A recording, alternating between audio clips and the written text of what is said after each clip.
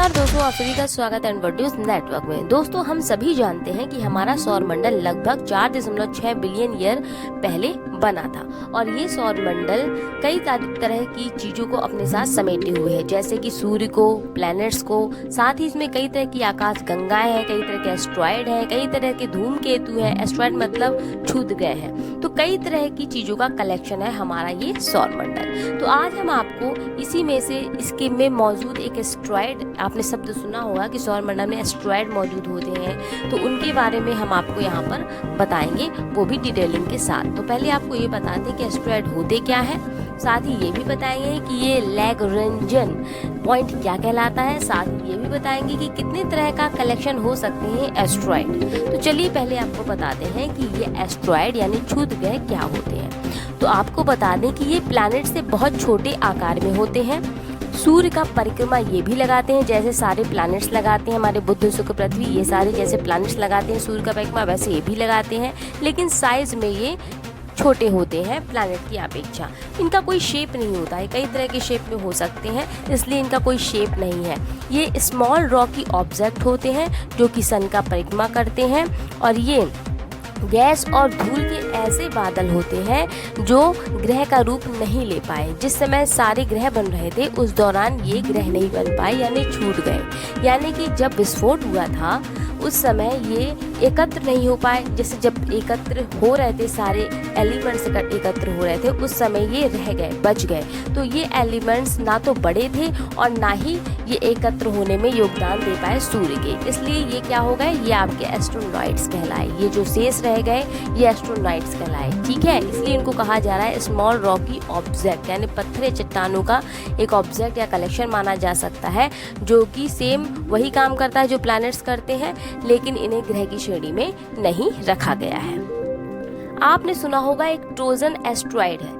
Trojan asteroid होते क्या है, पहले आप ये जान लें। ट्रोजन एस्ट्रॉयड वो होते हैं कि जो प्लैनेट की ऑर्बिट में पाए जाते हैं, यानी प्लैनेट की जो आपकी कच्छ होती है प्लैनेट की, उस कक्षा में ये उसी तरह से मूव करते हैं जैसे प्लैनेट चलता है। यानी कि प्लैनेट की कक्षा में जो पाए जाते हैं एस्ट्रॉयड, वो कहलाते हैं ट्रोजन एस्ट्रॉयड। तो आपको बता दें कि अर्थ का जो पहला ट्रोजन एस्ट्रॉयड था, जिसका नाम था 210 TK7, उसे नासा के वॉइस टेलीस्कोप द्वारा देखा गया था। क्योंकि प्लैनेट के एक ही ऑर्बिट में चलते हैं, इसलिए ये कभी भी नहीं टकराते। अब आप पूछेंगे कि ऐसा क्यों होता है कि कभी टकराते नहीं, तो आइए अब आपको बताते हैं इसी के बारे में। तो दोस्तों, ऐसा इसलिए नहीं होता क्योंकि ये लैग्रेंजन पॉइंट बनाते हैं।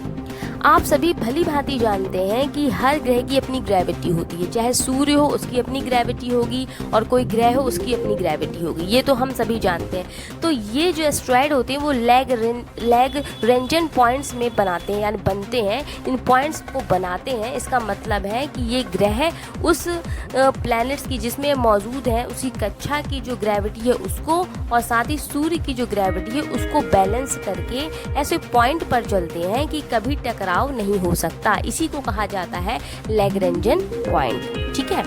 यानी कैसी भी परिस्थितियां होगी सूर्य से और प्लैनेट से, यानी जिस कक्षा में ये मौजूद है प्लैनेट की, उस कक्षा में इस तरह से ये एस्ट्रॉयड मौजूद होते हैं कि कभी भी टकराव की स्थिति नहीं बन सकती।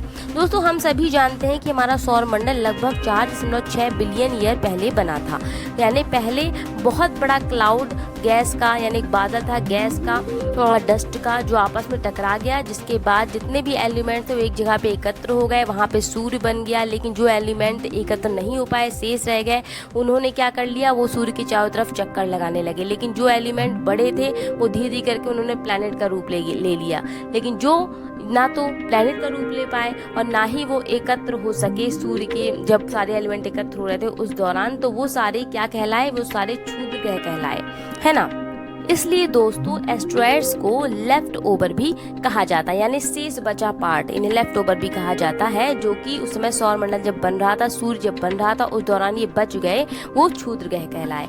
इनका कोई भी शेप नहीं होता, जैसा कि हमने बताया, ये किसी भी शेप में हो सकते हैं। इनका कोई डिफाइन नहीं कि ये सर्कुलर होंगे या फिर शार्प होंगे, कैसे होंगे, तो इनका कोई शेप नहीं होता।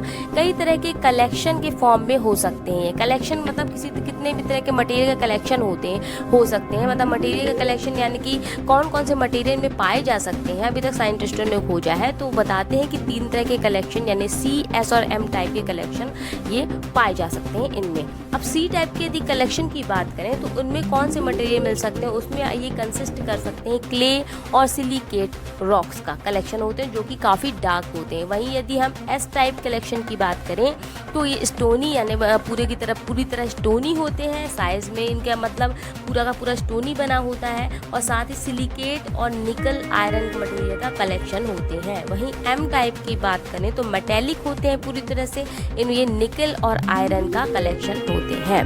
तो ये हो गई इनके कितने तरह के कलेक्शन होते हैं, 3 तरह के कलेक्शन होते हैं, सी टाइप, एस टाइप और एम टाइप। वहीं यदि नासा के हिसाब से ऐसे कई तरह के एस्ट्रॉयड मिले हैं नासा को जो बताते हैं कि बहुत डिफरेंट है, जैसे कि उन्हें ये भी मिला है कि कुछ एस्ट्रॉयड के अपने खुद के मून हैं और एक नहीं 2 मून हैं। वहीं उन्होंने ये भी पाया है कि 2 रॉकी एस्ट्रॉयड ऐसे हैं जो आपस में ही क्या करते हैं, एक ही साइज़ के हैं लेकिन एक आपस में एक दूसरे को ऑर्बिट करते हैं, जिन्हें कहा गया है साइंटिफिक भाषा में बाइनरी एस्ट्रॉयड, है ना। ऐसे भी कई सारे मिले हैं जिन्हें ट्रिपल एस्ट्रॉयड सिस्टम भी कहा है साइंटिस्टों ने।